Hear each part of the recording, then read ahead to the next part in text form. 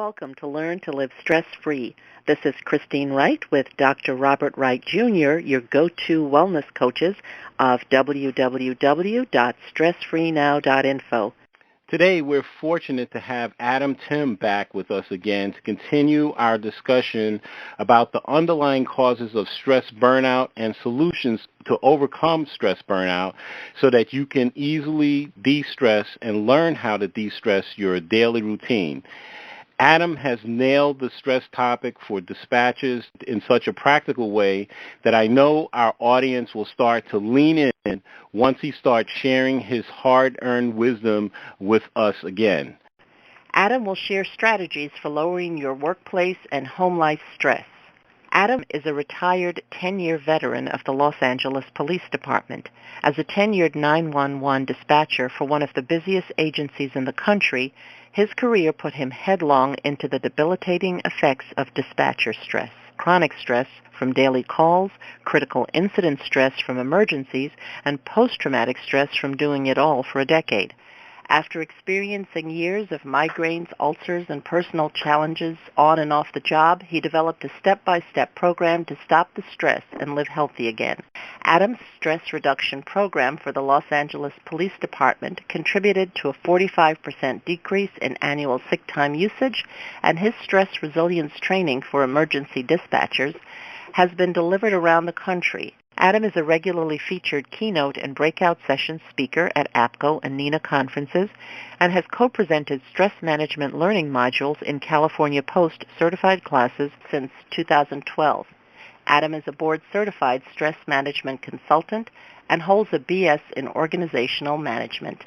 He is the author of the #1 best-selling book, Stress is Optional, How to Kick the Habit, available on Amazon, and Dispatcher Stress, 50 Lessons on Beating the Burnout. Welcome, Adam. We're so glad you could join us again today. Thanks so much, Bob. Great to be here. Adam, welcome. Thank you for being with us here today. Adam, the last time you were here, you spoke about our visit when we'd seen you in a lecture with your partner for your workshops, Dr. Joe Serio. You both co-authored the book Dispatcher Stress, 50 Lessons on Beating the Burnout, which details the mental, physical, and emotional exhaustion many dispatchers experience in their jobs.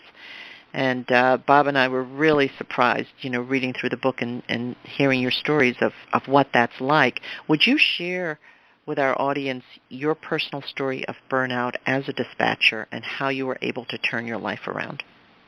Sure, yeah. After about 7 years of being stressed on the job, I knew that I had to change. And the stress and burnout that I was feeling as a result of the 911 job came in the form of callers that were being difficult and me not really having the tools to mitigate the difficulties that I was feeling there. For me personally, the emergency calls were not so challenging. I felt like we were given the tools and the training to take 911 emergency calls in a way that I could get the information and within about 2 to 3 minutes get off the call and get the police out to the scene. It was really the 70% of all calls that are non-emergency that were causing me difficulty because people, the other people who are calling in without an emergency, yet they believe they have an emergency, like a loud party or like a barking dog or like a dispute with their neighbor that's festered after 10 years. Yet they're kind of complaining, so it became a complaint line. And when I grew up, I never imagined that I would ever call 911, and I don't think I've ever used 911. Yet I was talking to people regularly about these little nonsensical issues, and that was really grating on me. I couldn't relate. So that was a challenge, as well as the shift work, working graveyard shifts, as well as kind of just feeling like I was a number. I was one of 500 employees at the LAPD Communications Division. I was operator number 237 and serial number N2908 for the city of LA, and I just felt like my efforts weren't really being felt in any substantial way. And so that was tough for me as well. So 7 years into my career, I had hit a wall. And that's when I found the practice of meditation. And that's when I started to prioritize my self-care and make some decisions to move away from this life that I had created and into something that was more spacious, more happy, more joyful. And that happened. That transition happened very quickly once I started making those choices. I can believe it. Listening to you, Adam, I hear it, and I think people in our audience hear it, dispatchers and non-dispatchers, that daily wearing away and chipping. I just heard it in your voice, of the stress building up of, especially, as you said, the nonsensical calls, not the emergency calls. So that chipping away definitely would get people in a lather. Adam, what are the main stress points that dispatchers experience due to the nature of the job? Could you share the best stress management practices that dispatchers can employ to reduce their daily stress? Well, I would say the main stress points are the challenging callers is one thing. The citizens of any population, and this is consistent across the nation, are rather demanding, and it's challenging to provide the services that they require or that they request, when sometimes it's out of the purview of the police services that we're able to provide.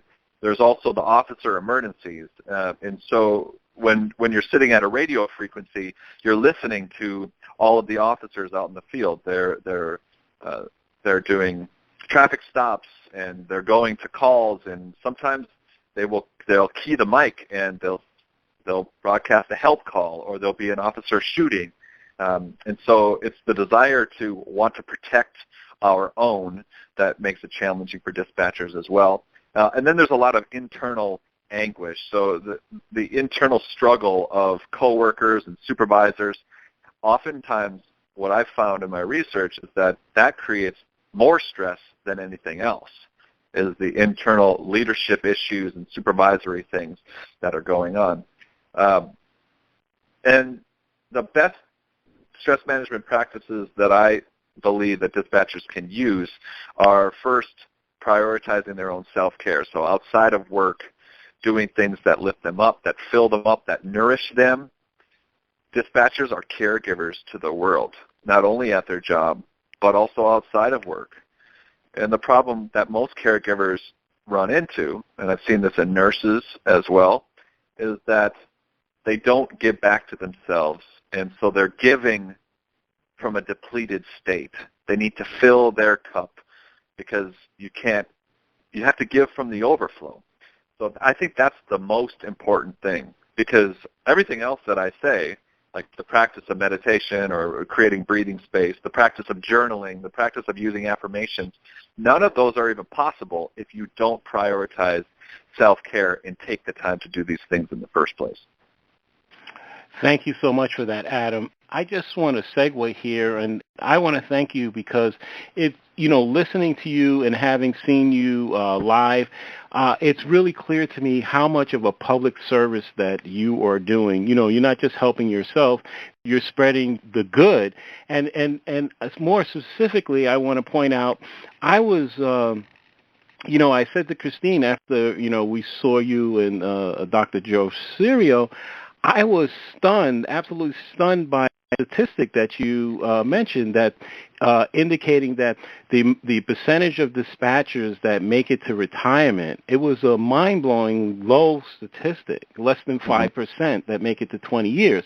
And so one of the things that occurred to me is that I've been thinking about is that what you're doing is that by helping to address the stress burnout aspect and getting people to become more aware of the need for self-care, you're helping to reduce turnover, increase job satisfaction, improve performance, reduce costs, reduce the amount of days that people are calling in sick.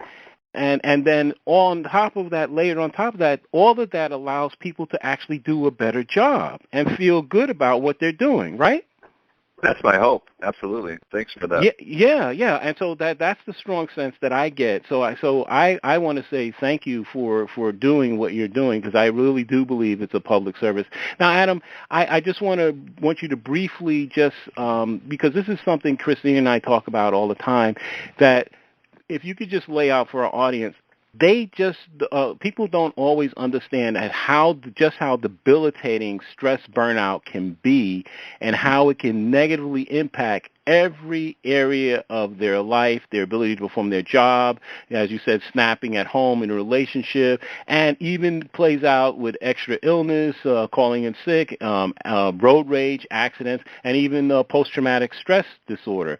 Can you just again just cover how debilitating the stress burnout is when you hit that wall? Yeah, so when we're locked in a chronically stressed state, when the stress response is always activated, and most will know that as the fight or flight response, and we don't actually know that when we fear a challenging conversation with the boss, or when we're stressed driving into work, or when we're worried about bills or finances, that all of those responses to our environment is the same as if we're fearing being mugged in a dark alley, or someone has a gun and we're trying to get away. It's the exact same response. And research has shown that when the stress response is activated, the hormones, the stress hormones, cortisol and adrenaline, always running through the veins, are what creates these maladies like panic attacks, like a baseline feeling of anxiety, like indigestion, like chronic tension headaches and migraines. It's a natural byproduct of the very response that is attempting to keep us safe, but in actuality is running us into the ground. So burnout is caused by always being locked in the stress response. We have to get out of the stress response by turning on the relaxation response and using simple tools in order to do that. Thank you so much, Adam. We're really enjoying this. Audience, we're here talking to Adam Timm of the Healthy Dispatcher. We'll be back in a moment on Learn to Live Stress-Free. Hi, I'm Dr. Robert Wright, Jr., the Stress Relief Doctor, co-host of the Learn to Live Stress-Free podcast series. I'm an author, speaker, and stress management wellness coach. My published study is the first to show the connection between stress reduction, grief recovery, nitric oxide spiking, and the relaxation response. And my practical application of this knowledge helps you relieve the stresses of everyday life.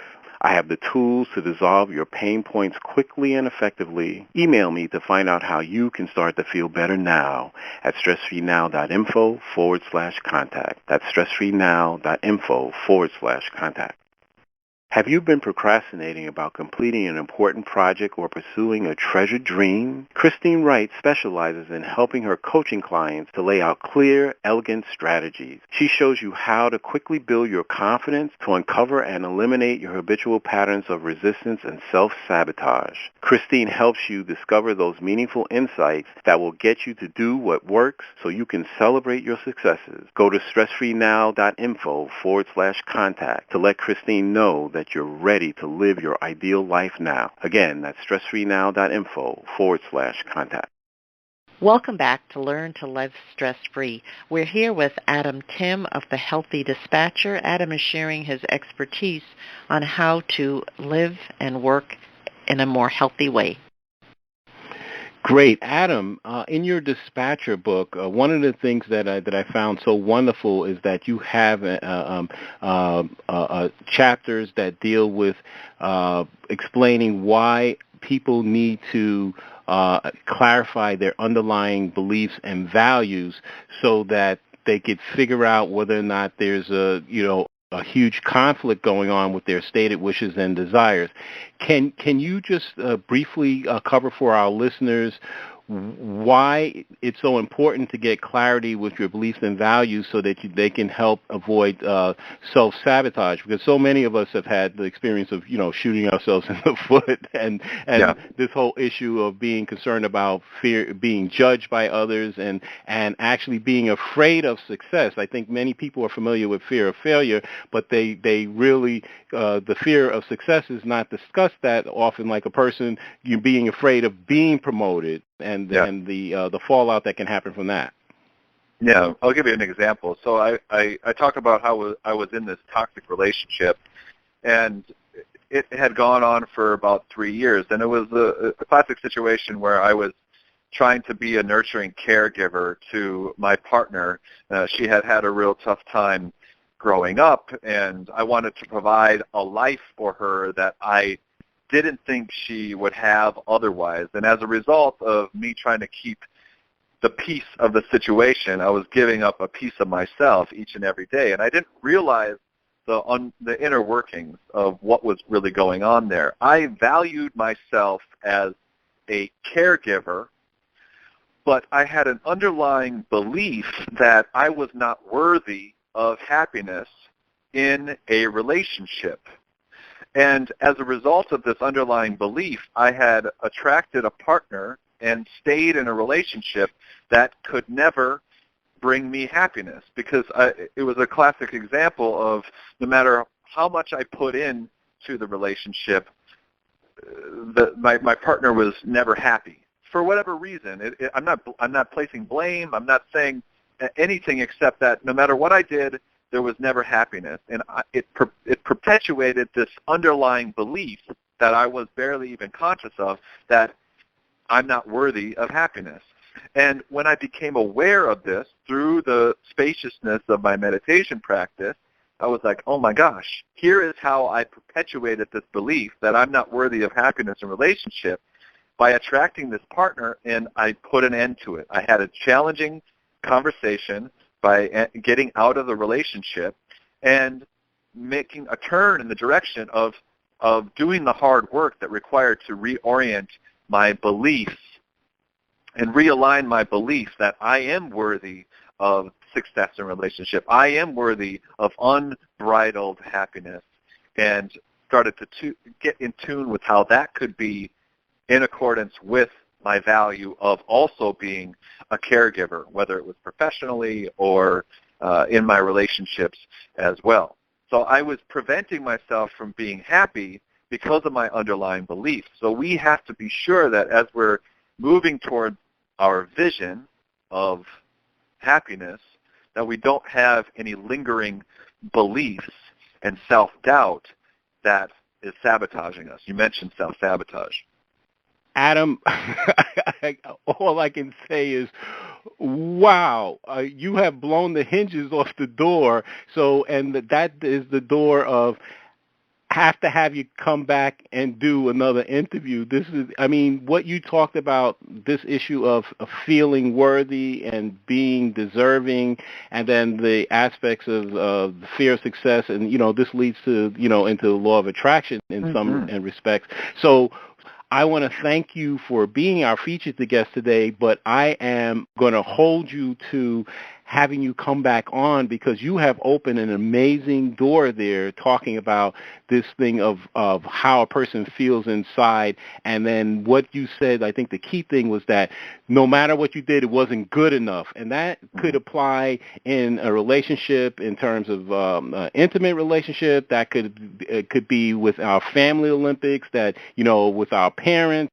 I think Dr. Joe Serio spoke about getting a 97 on the exam, and then his father would say, what happened to the other 3%? And so I want to thank you for being our featured guest today. My pleasure. Thanks, Bob. Yes, and I'm looking forward to the next conversation for sure. Definitely, Adam. Thank you so much. And certainly when you touched on this last aspect of relationship, that's a topic that Bob and I talk about a lot, that when you love yourself, that's really one of the foundations of self-care. So we really enjoyed having you here today, and we look forward to that next visit. Adam, would you tell our listeners about your upcoming events and the best way that they can get in touch with you and learn more about what you're doing? Surely. They can go to our website, www.thehealthydispatcher.com. You can also check out the Dispatcher Stress 50 Lessons on Beating the Burnout book, which is on Amazon. You can just put that title into the Amazon search field and you'll find our book. And certainly if there's any specific questions that I can answer, feel free to shoot me an email at adam@thehealthydispatcher.com. And there are a couple of ways that you can follow my work. I publish weekly blogs and writings on LinkedIn. My LinkedIn profile you can find just by searching for Adam Timm and the Healthy Dispatcher in the search field there. Also, I've got a Twitter feed, which is at @LiveAZenLife, and I post inspiring quotes and pictures on my Zen Life page on Facebook, and that's just facebook.com/LiveAZenLife. You can find us there. Okay, fantastic, Adam. Thank you so much. So listeners, if you want to keep in touch with Adam, you have all those ways to check out what he's doing. So you're looking for Adam Timm, and his website is thehealthydispatcher.com. You can also check out his Twitter feed at LiveAZenLife, and also check him out on Facebook. Adam, thank you so much again for being our featured guest today. It was my pleasure. Great. And audience, I want to point out that Adam Timm, his last name has two M's, so it's Adam Timm, okay, because we want to make sure you find him. So Adam, what final thoughts or key idea would you like our audience to take away from today's broadcast on overcoming fear and reducing stress? Just that we got to make time for it. Make time for yourself to simply linger in the space. The magic happens in the space between thoughts, in the space between activities. And so often we're just rushing from place to place that we don't allow ourselves to linger. So give yourself some time to just be still today and ask yourself what's really important. Great, Adam. Thank you for that, and I want to thank you for the interview today and being our featured guest. And I want to thank our audience for listening, wherever you are and whatever time zone you're in right now. We appreciate your presence and trust that you'll benefit in some way from the information delivered during today's show. We welcome and look forward to receiving your comments about our show. Please let us know if there are additional topics you'd like us to cover or a guest you enjoyed whom you'd like us to invite back. Please contact us through our website with your feedback and suggestions. Remember, listeners, if you'd like to experience the same benefits our coaching clients get with us, including learning how to get more results in your day and easy ways to dissolve your chronic pain, stress, and anxiety, then give us a call at 954-900-2179. That's 954-900-2179. For Christine Wright, this is Dr. Robert Wright, Jr. of www.stressfreenow.info. Until next time, be safe and be well.